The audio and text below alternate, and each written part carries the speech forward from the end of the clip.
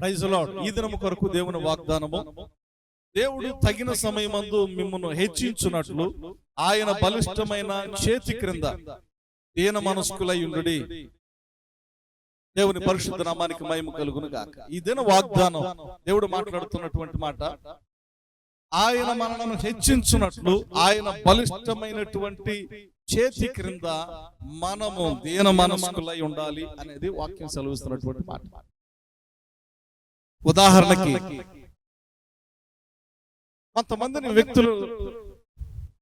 కొంతమంది వ్యక్తులను మనం చూసినప్పుడు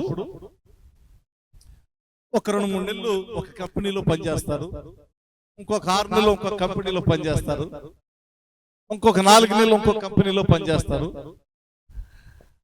సంవత్సరం పాటు స్థిరంగా ఏదైనా ఒక ఉద్యోగం లేకపోతే ఒక పని చేయటం చేతగానటువంటి వారు ఉంటారు. వారిని స్థిరత్వం లేనటువంటి వారు అని పిలవచ్చు. అంటే ఒక చోట ఉండరు, చేత కాదు, నిలకడ లేనటువంటి వ్యక్తులు. వాక్యం సెలవిస్తున్నటువంటి మాట, నిలకడగా ఆయన బలిష్టమైనటువంటి రెక్కల క్రింద మనము ఉండగలిగితే దీన మనస్సుతో, ఓపికతో, దీన మనస్సుతో ఆయన బలిష్టమైనటువంటి రెక్కల క్రింద ఉండగలిగితే తగిన సమయం అందు ఇచ్చిస్తాడంట. ఇలాగ తిరుగుతూ ఉంటారు కదా కొంతమంది, చంచలన మనస్సు కలిగి స్థిరత్వం లేకుండా తిరుగుతూ ఉంటారు కదా. 2-3 సంవత్సరాలు అలాగ తిరిగేసరికి వారు అంతకు ముందు చేసినటువంటి కంపెనీలో వారి కోవర్కర్స్ ఉంటారు, వారు కొన్ని బాధ్యతలు పొందుకుంటారు, ప్రమోషన్లు పొందుకుంటారు. వారిని చూసి వీరు కృంగిపోవటం తప్ప, వారిని చూసి వీరు ఏడవటం తప్ప ఏముండదు. ఎందుకంటే వీడు కూడా స్థిరత్వంగా అదే కంపెనీలో ఉంటే ఇతను కూడా కొన్ని కొత్త బాధ్యతలు, అవసరమైతే ప్రమోషన్ కూడా పొందుకోవచ్చు. స్థిరత్వం కలిగి ఉన్నప్పుడే ప్రమోషన్ వస్తుంది. స్థిరత్వం కలిగి ఒక పనిలో నమ్మకం కలిగి మనం ఉన్నప్పుడే దానిలో నైపుణ్యతను పొందుకుంటాం, అలాగనే ప్రమోషన్ కూడా పొందుకుంటాం. అలాగే ఆ పనిలో ఆ నైపుణ్యత మనకి అలవర్చబడుతూ ఉంటుంది. మనము ఒక ఉన్నతమైనటువంటి స్థితిలో ఎదగటానికి కూడా ఒక ప్రావీణ్యతను కలిగి కొనియాడబడినట్లుగా కూడా మనం హెచ్చించబడుతూ ఉంటాం. స్థిరత్వం లేకుండా అక్కడికి ఇక్కడికి ఒక చోటకి, ఇది మనకు తరచుగా చూస్తూ ఉంటాం. కొన్నిసార్లు ఒక నెల ఇంకో సంఘానికి, ఇంకో నెల ఇంకో సంఘానికి, ఇంకో నెల ఇంకో సంఘానికి స్థిరత్వం ఉండదు. యేసన్న గారు ఒక మాట చెప్తూ ఉండేవారు. వాళ్ళ నాన్నగారంట ఆయన తీసుకొని స్కూల్లో జాయిన్ చేశారంట. అక్కడ చదువు సరిగ్గా లేదని ఇంకో స్కూల్లో జాయిన్ చేశారంట. అక్కడ చదువు సరిగ్గా లేదని ఇంకొక స్కూల్లో జాయిన్ చేశారంట. తీరా ఎక్కడ కూడా ఆయనకి చదువు రావట్లా. ఫైనల్గా ఆయన చెప్పిన మాట ఏంటంటే, స్కూల్ది ప్రాబ్లం కాదు, నా మైండ్ది ప్రాబ్లము. నాకు చదువుకోవాలని లేనప్పుడు ఆయన ఎన్ని స్కూళ్ళు మారిస్తే ప్రయోజనమే ఉంది. సో మనము నిలకడగా లేకుండా ఎన్ని చోట్లకి తిరిగినప్పటికీ ఆ బ్రతుకు వర్ధిలింపబడేటటువంటి బ్రతుకుగా ఉండదు. నిలకడగా ఉండు. అది సంఘమైన, కొంతమంది ఇంట్లో కూడా నిలకడగా ఉండరు, తిరుగుతూనే ఉంటారు. ఎప్పుడో వస్తారు, మధ్యరాత్రులు వచ్చి డోరు కొడతారు, మళ్ళీ ఎప్పుడు వెళ్తారో తెలీదు, మళ్ళీ ఎప్పుడు వస్తారో తెలీదు. నిలకడగా ఉండరు, నిలకడ ఉండదు.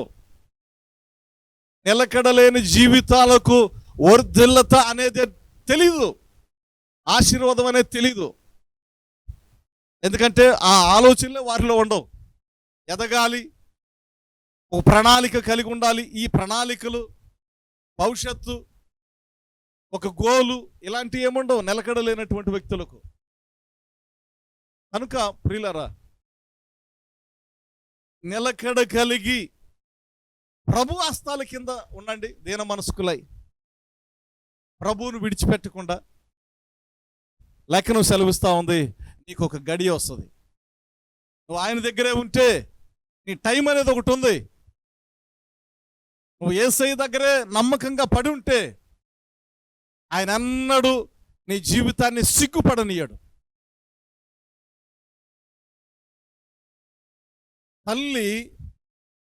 ఒక తల్లి చంటి బిడ్డను మరుచున, ఒకవేళ గర్భమును పుట్టినటువంటి తన చంటి బిడ్డను తల్లి మరుచునేమో కానీ నేను నిన్ను విడువను అనేటటువంటి దేవుడు, బాధ్యత కలిగి ఉన్నటువంటి దేవుడు, నమ్మదగినటువంటి దేవుడు, నమ్మకత్వము కలిగి ప్రతి ఒక్కొక్కరి ఎడల నమ్మకత్వము కలిగి ప్రతి అవసరతలను తీర్చగలిగినటువంటి దేవుడు నీవు నేను ఆరాధిస్తున్నటువంటి దేవుడు. కాకపోతే అది మన ప్రాబ్లం. స్థిరంగా ప్రభు దగ్గర ఉండలేం, స్థిరంగా ఆయన పాదాల దగ్గర ఉండలేం. వస్తూ పోతూ ఉంటాం, స్థిరత్వం ఉండదు. ప్రభు దగ్గర స్థిరంగా ఉండు. వాక్యం సెలవిస్తూ ఉంది, తగిన సమయమందు నిన్ను దేవుడు హెచ్చించేటటువంటిది నీవు ఊహించటానికి కూడా ఆశ్చర్యపడుతూ ఉంటావు. అంత గొప్పగా నీ ఊహకు మించి ప్రభు నిన్ను ఆస్వాదించేటటువంటి వాడుగా ఉన్నాడు. ఆయన రెక్కల క్రింద మనం ఎప్పుడైతే దీన మనస్కులై స్థిరత్వం కలిగి ఉంటామో, కనుక చిన్న ప్రార్థన చేద్దాం, చిన్న తీర్మానంతో ప్రార్థన చేద్దాం.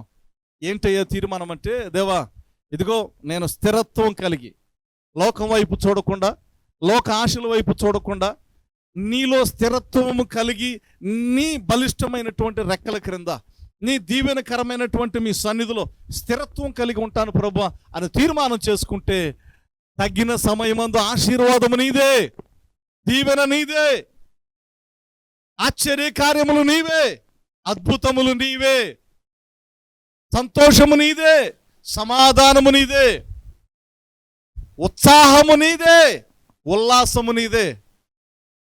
అట్టి కృప దేవుడు మనకు అనుగ్రహించి నడిపించును గాక. ప్రార్థన చేసుకుందాం. మహోన్నతుడు, ప్రేమ కనికరము కలిగిన మా తండ్రి, మీకు వందనాలు, స్తోత్రాలు నాయన. ఈ దినమున మీ వాగ్దానాన్ని బట్టి మీకు వందనాలు. స్థిరత్వము కలిగి నీ రెక్కల క్రింద దీన మనస్కులై ఉండి అట్టి అనుభవంలో ఉన్నటువంటి ఆశీర్వాదాలు పొందుకొని నీలో దినదినము వర్ధిలింపబడేటటువంటి కృప నాకును మాకును దయచేయమని యేసు నామం పేరిట స్తుతించి ప్రార్థన చేయుచున్నాము తండ్రి. Amen, amen.